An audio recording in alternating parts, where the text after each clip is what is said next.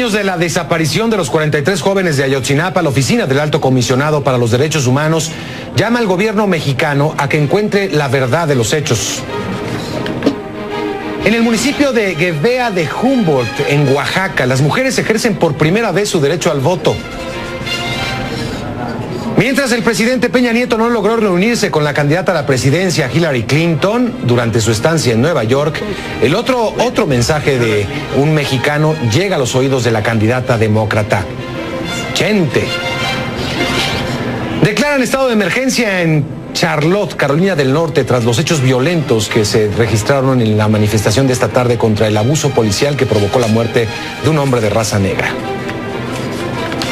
Muy buenas noches, estos son los titulares, la información más importante de este miércoles 21 de septiembre de 2016. Así comenzamos CNN México Perspectivas.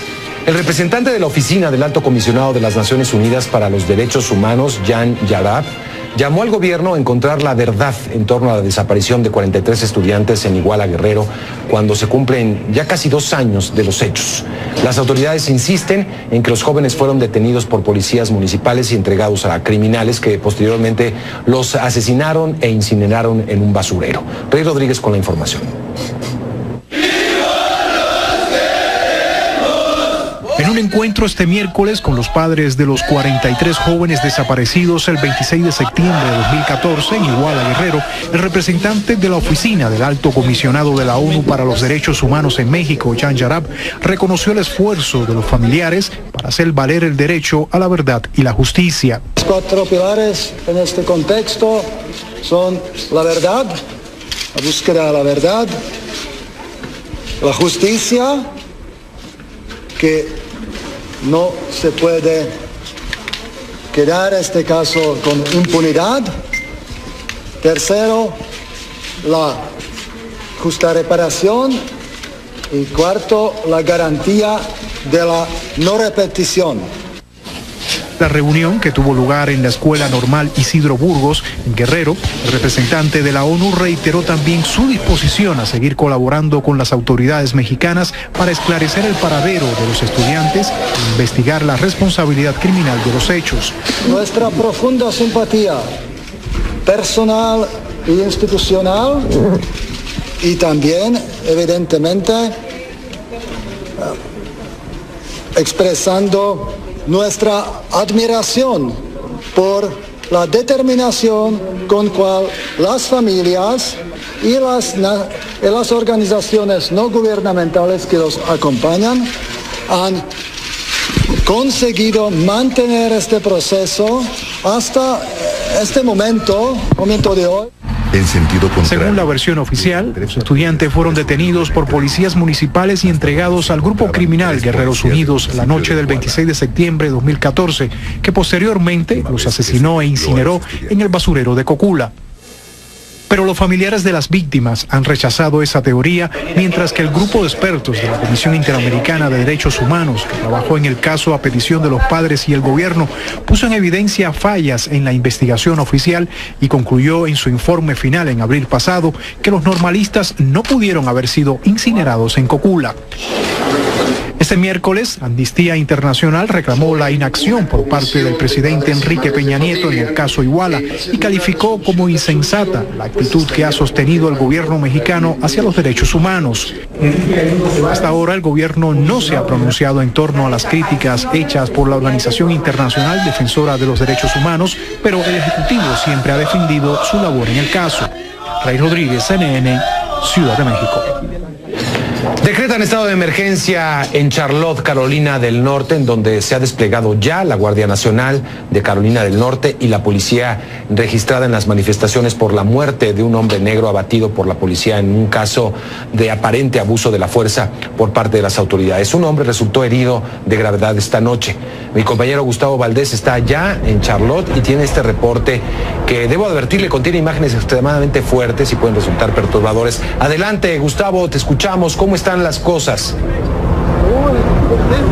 Mario, buenas noches. Disculpen el teléfono, me voy a retirar un poquito. Esa es la barricada que acaba de establecer la policía hace unos minutos. Utilizaron gases lacrimógenos para dispersar a los manifestantes. Ya son pocos los que quedan. Nos tocó un poco de ese gas lacrimógeno, nos hizo llorar. Están los helicópteros volando. Pero es que hace como 5 minutos llegó una banda de motociclistas que se posesionó de esta calle haciendo donas. La policía nuevamente arrojó los gases lacrimógenos.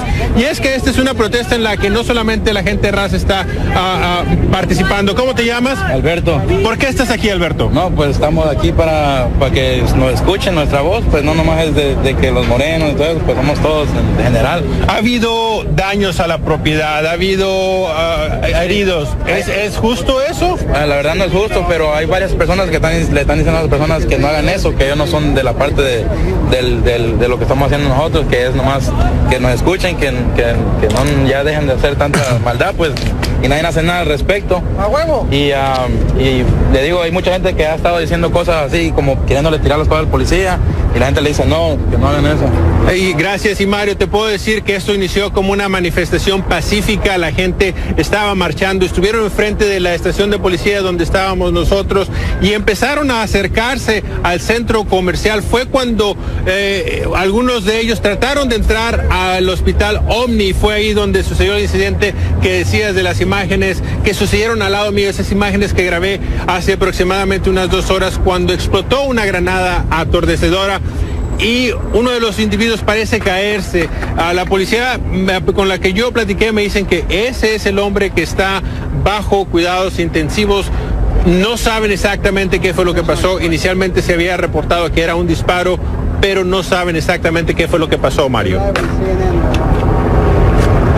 Oye, Gustavo, bueno, tenemos entendido que hace unos minutos también el gobernador Pat McCrory ha declarado el estado de emergencia, así que ahora en Carolina del Norte hay estado de emergencia, ahí en Charlotte, por supuesto. Y estoy viendo a tu alrededor muchos hispanos, paisanos mexicanos también, hasta con la camiseta de la selección. Esto se convirtió en una manifestación multirracial, de hecho. De hecho, la gente que vimos destrozando las ventanas, no sé si pueden ver más allá de Windows over there, nos están ayudando, que han pintado eso, un hotel Hyatt, la rompieron. La gente que vimos que estaba rompiendo esa eran blancas, y también estamos viendo que llegaron la gente hispana que dicen que bueno, que el abuso no solamente es contra la comunidad de raza negra, que ellos también se sienten de alguna manera molestos por el trato que reciben de la policía. La verdad que nosotros vimos a la policía actuar con tranquilidad hasta que algunos manifestantes trataron de entrar a los negocios. Hay que recordar que anoche se vieron entre los disturbios, hubo saqueos de los camiones que estaban en la carretera 85 cuando fue suspendido el tráfico por un incendio que también lo trataron de hacer en este lugar. Así es de que estamos viendo que la policía, decías de lo del estado de sitio, de estado de emergencia que declaró el gobernador, eso le permite enviar a la Guardia Nacional, y de hecho ya aquí algunos de los manifestantes están a través de redes sociales diciendo que pudiera llegar la Guardia Nacional en cualquier momento, y vemos que sí se está dispersando un poquito y ya la gente que queda son los últimos. Lo más que vimos, te diría, fueron unas 500 personas. El grupo, la verdad, que trató de entrar a los negocios fue pequeño. Había mucha gente que incluso estaba pidiéndoles que no entraran, que no se salieran de lo que era una protesta pacífica. Había gente que estaba protegiendo, bueno, no sé protegiendo, pero haciendo una barrera humana entre la policía y los manifestantes para evitar que hubiera algún contacto que fuera mal interpretado. Así es de que esto escaló rápidamente, y lo que sucedió con esta persona está bajo investigación, y te digo, fue bastante impresionante porque sucedió a 1 metro de donde estaba. Sí, hemos visto ya repetidamente las imágenes que grabaste justo en el momento de la detonación. Gustavo, te agradezco mucho por este informe en vivo y en directo desde Charlotte, en este ya estado de emergencia que existe en la ciudad de Charlotte, Carolina del Norte, y estaremos muy en contacto contigo por si sucede algo más. Esperemos que esto vuelva a la tranquilidad en los próximos minutos y horas. Gracias, Gustavo Valdés, desde Charlotte, Carolina del Norte. Hasta pronto, Gustavo. Bueno, y las imágenes que veíamos de mi compañero pues explican en gran parte lo que se estaba viviendo a lo largo de este día y en los últimos minutos donde se ha registrado también estos hechos de violencia. Vamos a retomar más noticias en México. El voto es un derecho de las mujeres mexicanas desde hace ya 63 años, pero para las mujeres de Guevea de Humboldt, esto es en Oaxaca, ayer fue la primera vez que emitieron un sufragio. Las habitantes de esta población, regida como muchas otras por un sistema normativo de usos y costumbres ancestrales, no tenían derecho a expresarse en la elección de sus autoridades locales precisamente por ser mujeres. Pero eso cambió ayer, a 2 años de que 11 mujeres interpusieran un juicio de inconformidad ante el Tribunal Electoral del Poder Judicial de la Federación para que las autoridades municipales les permitieran no solo votar, sino además postularse como candidatas para ser votadas en unas elecciones. Ahora, las mujeres y los hombres de Guevea de Humboldt votaron para elegir alcalde y regidores de entre 3 opciones lideradas por hombres, pero que también incluyeron mujeres. El supuesto contrato que firmó el exfutbolista Cuauhtémoc Blanco a cambio de lanzar su candidatura a la alcaldía de Cuernavaca con el Partido Socialdemócrata habría sido robado. Así lo asegura Roberto Yáñez, exsecretario de Gobierno de Cuernavaca, y quien acusó en agosto pasado a Blanco de aceptar mediante ese contrato el pago de 7 millones de pesos a cambio de su candidatura. Pero al ser requerido por las autoridades para mostrar el documento, dijo pues que lo habían robado. Cuauhtémoc Blanco negó la existencia de este contrato y aseguró que demandaría a Yáñez Moreno por difamación, pero el contrato pues ya no existe o está en manos de quién sabe quién.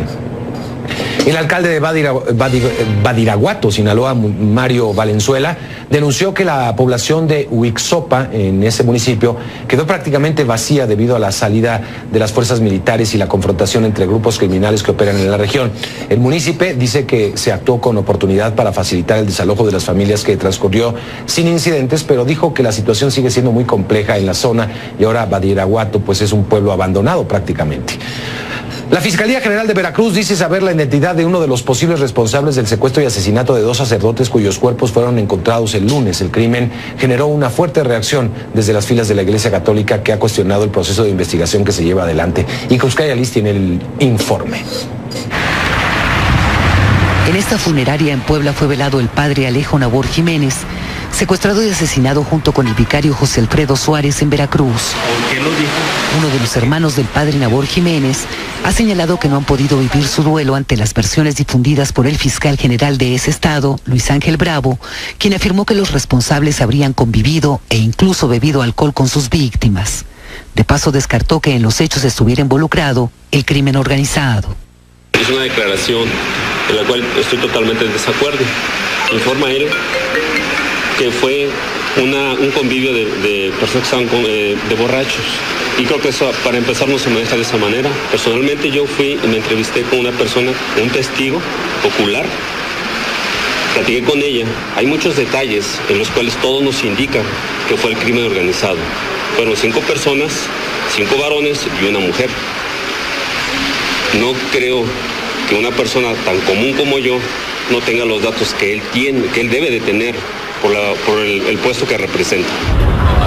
El rechazo se ha extendido a diversos sectores de la Iglesia Católica, quienes consideran no solo desafortunadas las declaraciones, sino que afirman, ponen en entredicho la seriedad de las investigaciones.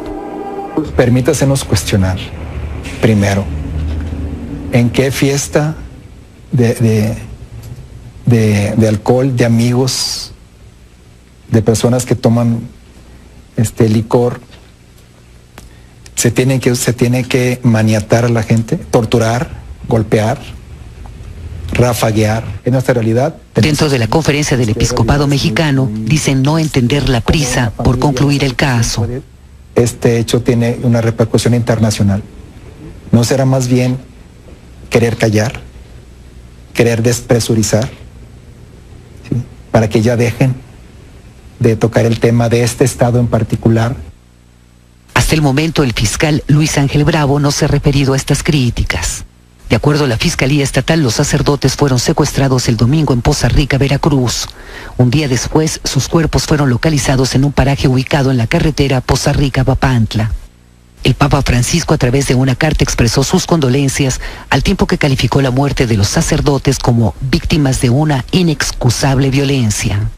Según cifras de la Iglesia Católica, en los últimos 4 años han sido asesinados 14 sacerdotes en México y 2 más se encuentran desaparecidos. Una cifra a la que ahora suman 2 víctimas más. Cruz Cayalí, CNN, Ciudad de México. Nueva filtración de documentos revela operaciones offshore de empresarios y políticos mexicanos, entre ellos. Hablaremos de los Bahama Leaks enseguida. Una nueva filtración de documentos relacionados con unas 175,000 compañías offshore, ahora en las Bahamas, ha revelado a muchos mexicanos involucrados en estas empresas y ha despertado las alarmas de las autoridades fiscales para investigar las cuentas de los involucrados. Al menos eso esperamos, que haya despertado estas alarmas del SAT, del Servicio de Administración Tributaria. Daniel Lizárraga es uno de los periodistas involucrados en esta investigación, en el peinado de toda la información que se está generando ahí. Me acompaña esta noche. Gracias, Daniel, por estar con nosotros. Gracias, buenas noches. Bueno, después de los Panama Papers viene este de Bahamas. Cuéntanos un poco cuáles son las diferencias y qué se ha encontrado. Bueno, la diferencia básica es que la cantidad de archivos que se pusieron a disposición de los periodistas en el mundo a través de el periódico alemán, un poco difícil de pronunciar, sí. Y que además lo organiza el Consorcio Internacional de Periodistas de Investigación. La cantidad de documentos era muchísimo menor. Ahora tuvimos entre las manos bases encriptadas alrededor de poco más de 1 millón de archivos, que no es poca cosa, pero habría requerido mucho trabajo de estar pescando lo que a nuestro país correspondiera. Y bueno, ha sido un trabajo de algunos meses, a diferencia del Panama Papers, que fue un año completo. Pero bueno, lo que hemos logrado es básicamente el mismo objetivo, es decir, poner por delante el interés público de la información que pudiera estar ahí una vez corroborada por los periodistas. Es decir, de alguna manera trabajar en el mismo sentido de poner ante los ojos de la sociedad, primero que nadie de la gente, y en su caso de las autoridades, los hallazgos que de otra manera hubieran podido permanecer ocultos. Yo estuve leyendo lo que se publicó en el portal de Aristegui y el proceso también. Nosotros en Mexicanos contra la Corrupción. Mexicanos contra la Corrupción también. Algunos de los, dice, ustedes sostienen, esto no es un delito, de entrada. Per se no es un delito abrir una empresa en un paraíso fiscal o en una empresa offshore. Sin embargo, ahí está la información. ¿Qué se encuentra? ¿Qué se encuentra en...? Bueno, eso es importante lo que dices. Lo que dices es, se encuentran nombres de personajes, algunos visiblemente por su notoriedad, que los podemos identificar rápido, como pasó en Argentina con el caso del presidente Macri, o como nos pasó con algunos empresarios en México por su trascendencia e importancia, como Olegario Vázquez Raña, y que pues inmediatamente los identificamos y vemos qué compañías tienen a su nombre. Efectivamente, como algunos de estos personajes lo han ya declarado, no necesariamente implica que hagan, no necesariamente es un delito que tú vayas y hagas una empresa. Claro. El problema está si en su caso esto fue reportado o no a las autoridades hacendarias y si se pagó. Yo creo que una gran muestra de esto y de la importancia de esto, guardando las proporciones, es lo que sucedió en México con el Panama Papers. Sí.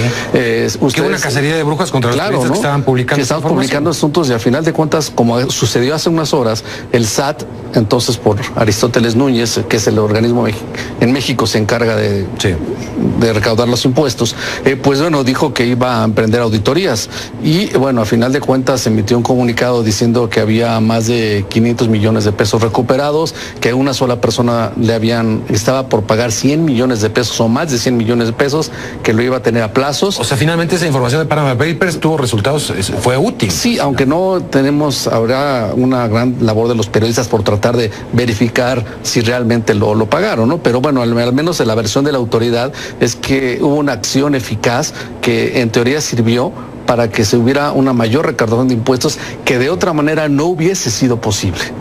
Claro. Entonces ahora nosotros esperamos que pudiera surgir por lo menos ese tipo de información con quien corresponda y con quien así lo determine la autoridad. ¿Cuál es el mecanismo? ¿Abrir empresas en paraísos fiscales?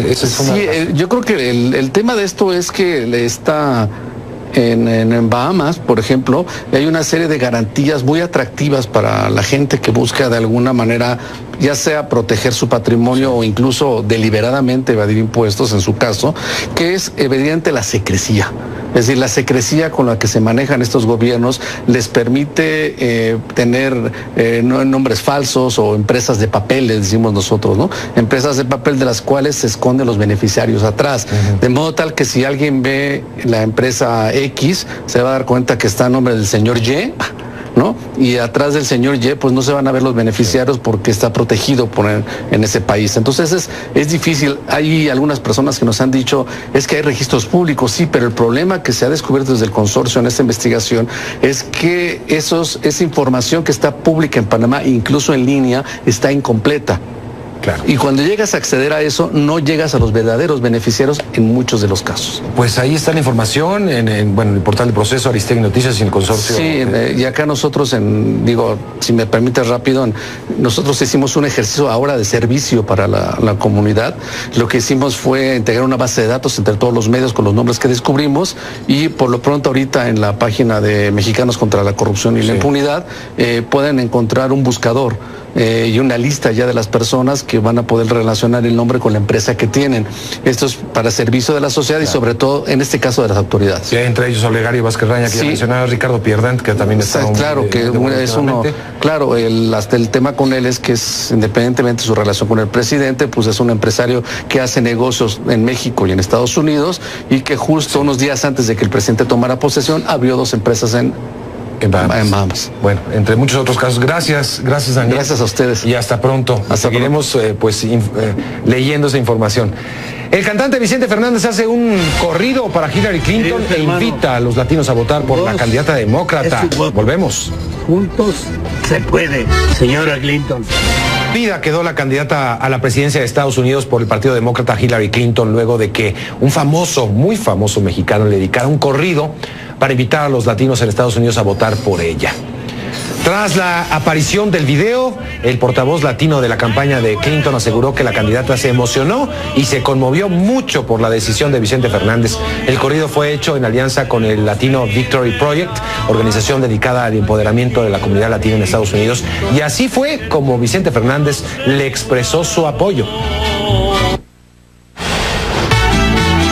Queridos hermanos, su voz es su voto. Juntos se puede, señora Clinton.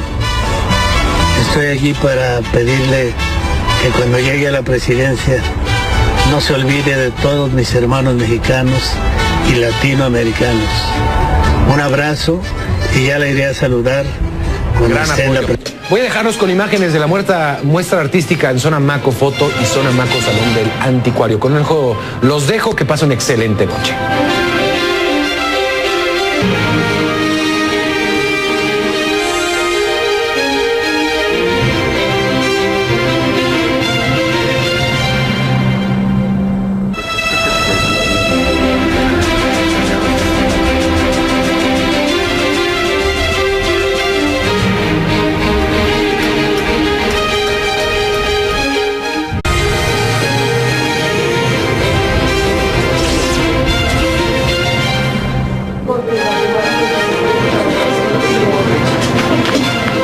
A 2 años de la desaparición de los 43 jóvenes de Ayotzinapa, la Oficina del Alto Comisionado para los Derechos Humanos llama al gobierno mexicano a que encuentre la verdad de los hechos.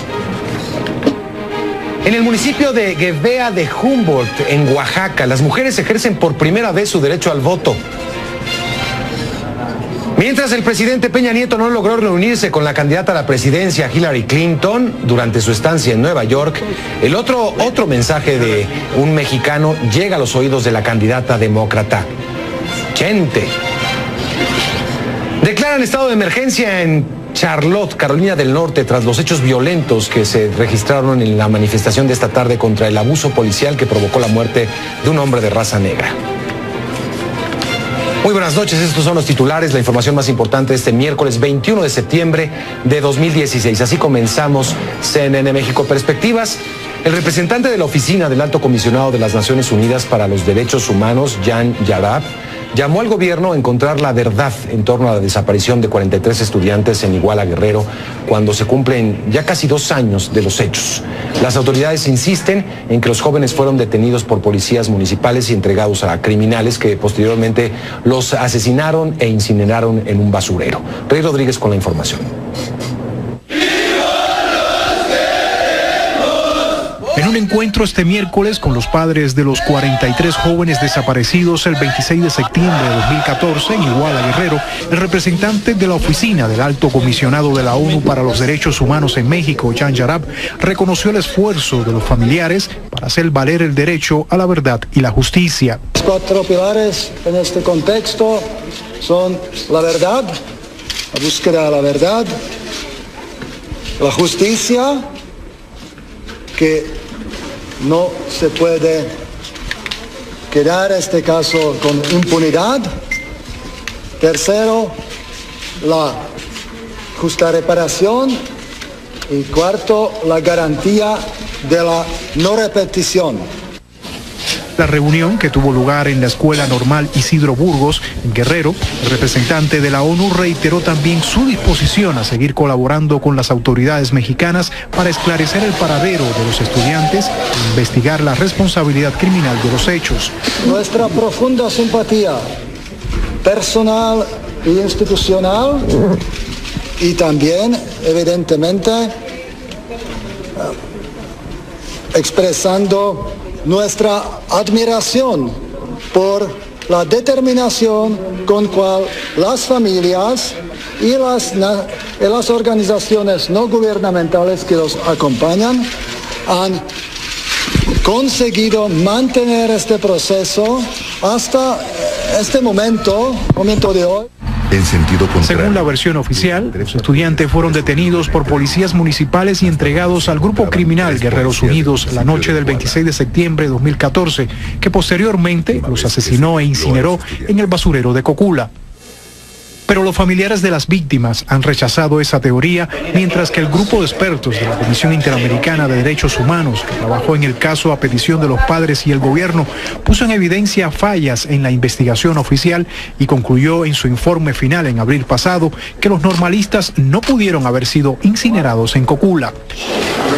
Este miércoles, Amnistía Internacional reclamó la inacción por parte del presidente Enrique Peña Nieto en el caso Iguala y calificó como insensata la actitud que ha sostenido el gobierno mexicano hacia los derechos humanos. Hasta ahora el gobierno no se ha pronunciado en torno a las críticas hechas por la Organización Internacional Defensora de los Derechos Humanos, pero el Ejecutivo siempre ha defendido su labor en el caso. Rey Rodríguez, CNN, Ciudad de México. Decretan estado de emergencia en Charlotte, Carolina del Norte, en donde se ha desplegado ya la Guardia Nacional de Carolina del Norte y la policía registrada en las manifestaciones por la muerte de un hombre negro abatido por la policía en un caso de aparente abuso de la fuerza por parte de las autoridades. Un hombre resultó herido de gravedad esta noche. Mi compañero Gustavo Valdés está allá en Charlotte y tiene este reporte que, debo advertirle, contiene imágenes extremadamente fuertes y pueden resultar perturbadores. Adelante, Gustavo, te escuchamos. ¿Cómo están las cosas? Mario, buenas noches. Disculpen el teléfono, me voy a retirar un poquito. Esa es la barricada que acaba de establecer la policía hace unos minutos. Utilizaron gases lacrimógenos para dispersar a los manifestantes. Ya son pocos los que quedan. Nos tocó un poco de ese gas lacrimógeno, nos hizo llorar. Están los helicópteros volando. Pero es que hace como 5 minutos llegó una banda de motociclistas que se posesionó de esta calle haciendo donas. La policía nuevamente arrojó los gases lacrimógenos.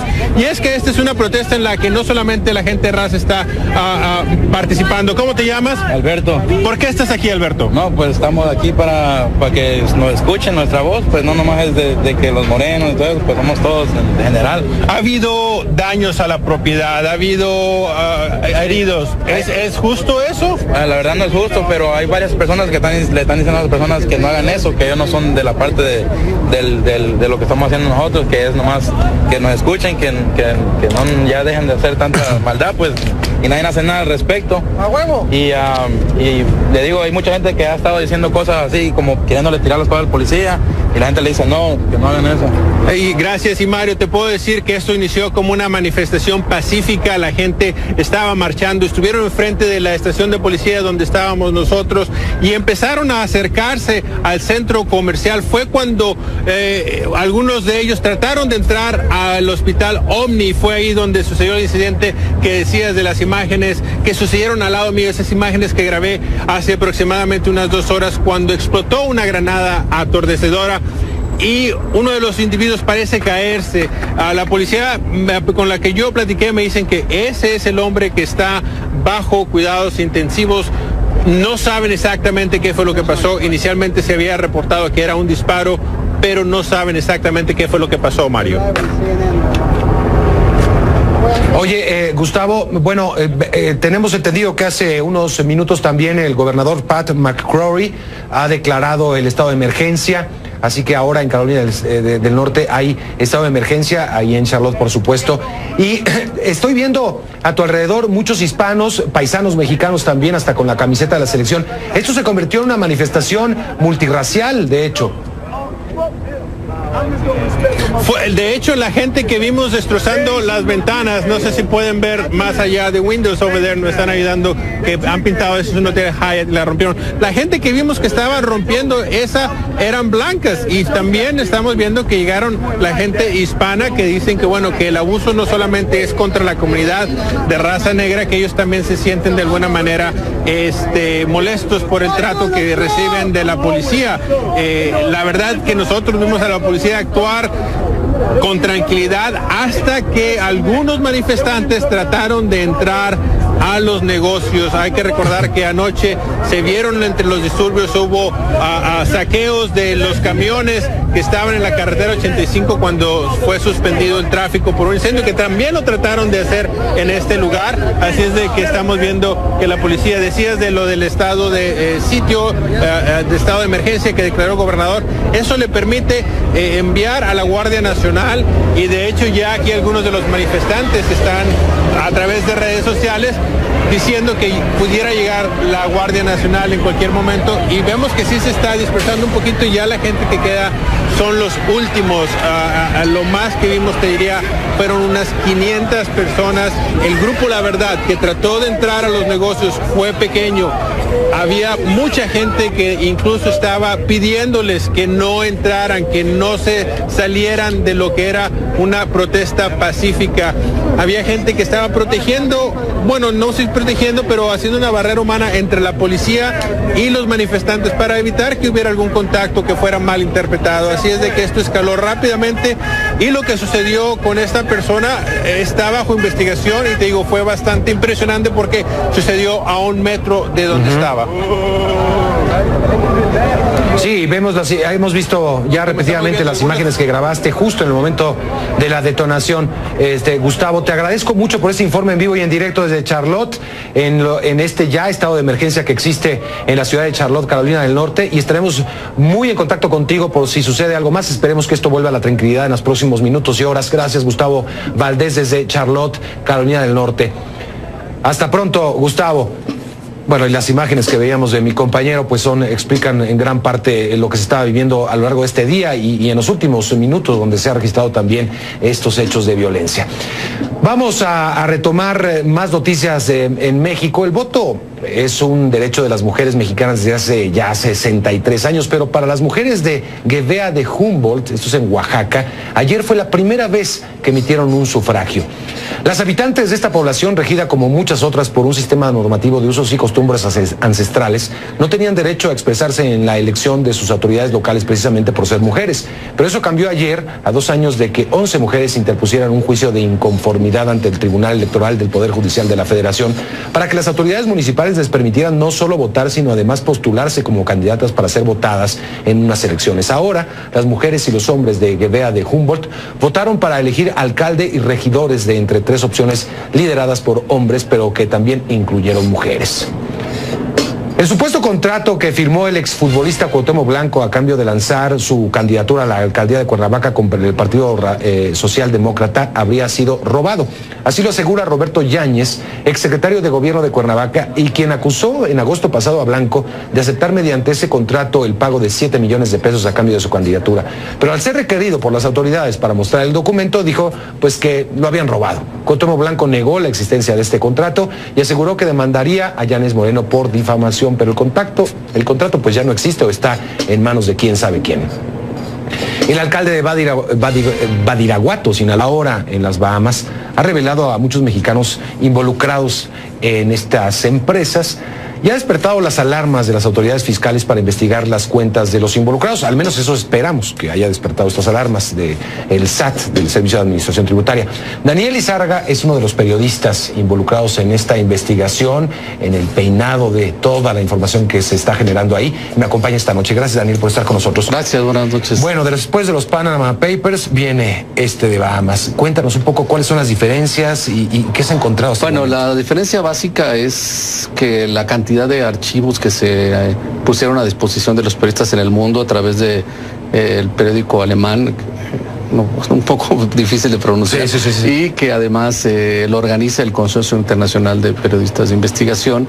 La cantidad de documentos era muchísimo menor. Ahora tuvimos entre las manos bases encriptadas alrededor de poco más de 1 millón de archivos, que no es poca cosa, pero habría requerido mucho trabajo de estar pescando lo que a nuestro país correspondiera. Y bueno, ha sido un trabajo de algunos meses, a diferencia del Panama Papers, que fue un año completo, pero bueno, lo que hemos logrado es básicamente el mismo objetivo, es decir, poner por delante el interés público de la información que pudiera estar ahí una vez corroborada por los periodistas. Es decir, de alguna manera trabajar en el mismo sentido de poner ante los ojos de la sociedad, primero que nadie de la gente, y en su caso de las autoridades, los hallazgos que de otra manera hubieran podido permanecer ocultos. Yo estuve leyendo lo que se publicó en el portal de Aristegui y el proceso también. Nosotros en Mexicanos contra la Corrupción. Mexicanos contra la Corrupción también. Algunos de los, dice, ustedes sostienen, esto no es un delito, de entrada. Per se no es un delito abrir una empresa en un paraíso fiscal o en una empresa offshore. Sin embargo, ahí está la información. ¿Qué se encuentra? ¿Qué se encuentra en...? Bueno, eso es importante lo que dices. Lo que dices es, se encuentran nombres de personajes, algunos visiblemente por su notoriedad, que los podemos identificar rápido, como pasó en Argentina con el caso del presidente Macri, o como nos pasó con algunos empresarios en México por su trascendencia e importancia, como Leandro Vázquez Raña, y que pues inmediatamente los identificamos y vemos qué compañías tienen a su nombre. Efectivamente, como algunos de estos personajes lo han ya declarado, no necesariamente implica que hagan, o sea, no necesariamente es un delito que tú vayas y hagas una empresa. Claro. El problema está si en su caso esto fue reportado o no a las autoridades hacendarias y si se pagó. Yo creo que una gran muestra de esto y de la importancia de esto, guardando las proporciones, es lo que sucedió en México con el Panama Papers. Sí. Que una cacería de brujas contra los periodistas, ¿no? Que estaban publicando. Que estaban publicando asuntos y al final de cuentas, como sucedió hace unas horas, el SAT, entonces por Aristóteles Núñez, que es el organismo en México se encarga de recaudar los impuestos, pues bueno, dijo que iba a emprender auditorías y bueno, al final de cuentas emitió un comunicado diciendo que había más de 500 millones de pesos recuperados, que a una sola persona estaba por pagar 100 millones de pesos o más de 100 millones de pesos, que lo iba a tener a plazos. O sea, finalmente esa información de Panama Papers tuvo resultados, fue útil. Sí, aunque no habrá una gran labor de los periodistas por tratar de verificar si realmente lo pagaron, ¿no? Pero bueno, al menos en la versión de la autoridad es que hubo una acción eficaz que en teoría sirvió para que se hubiera una mayor recaudación de impuestos que de otra manera no hubiese sido posible. Claro. Entonces ahora nosotros esperamos que pudiera surgir por lo menos. Mario Valenzuela denunció que la población de Huixopa, en ese municipio, quedó prácticamente vacía debido a la salida de las fuerzas militares y la confrontación entre grupos criminales que operan en la región. El municipio dice que se actuó con oportunidad para facilitar el desalojo de las familias, que transcurrió sin incidentes, pero dijo que la situación sigue siendo muy compleja en la zona y ahora Badiraguato pues es un pueblo abandonado prácticamente. La Fiscalía General de Veracruz dice saber la identidad de uno de los posibles responsables del secuestro y asesinato de 2 sacerdotes cuyos cuerpos fueron encontrados el lunes. El crimen generó una fuerte reacción desde las filas de la Iglesia Católica, que ha cuestionado el proceso de investigación que se lleva adelante. Y Cruzcaya Liz tiene el informe. En esta funeraria en Puebla fue velado el padre Alejo Nabor Jiménez, secuestrado y asesinado junto con el vicario José Alfredo Suárez en Veracruz.